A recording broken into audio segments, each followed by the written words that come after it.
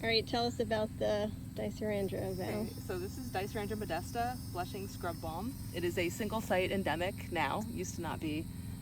It is in the Lamiaceae family, in the mint family, and it smells really lovely. Like pepperminty. Yeah, like like a very little like hint of lavender almost. Yeah, like a very special peppermint. You will never forget it, and you always know when you're walking through. You can make tea out of it.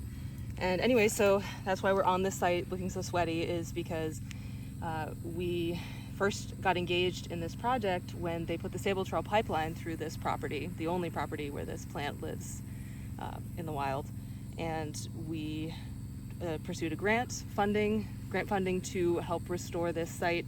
If you were to turn the camera around, you can see there's a lot of tall grass and other tall grass. invasive plants encroaching on this habitat, and we would like to make sure that this site can, that this plant can not go locally extinct or globally extinct. Globally extinct because it's a single site endemic. Because if it goes locally extinct, it's going globally extinct. Exactly. So anyways, if you get a chance, we do have work days, and we could use some help. We could use some help, and then you could also learn about this cool mint. Obviously it's not in flower right now, but it's gorgeous when it's in flower. We have some big mama jamas back in the back there. Yeah. I can show you. And it flowers in October, right? September, October. September, October. Nice.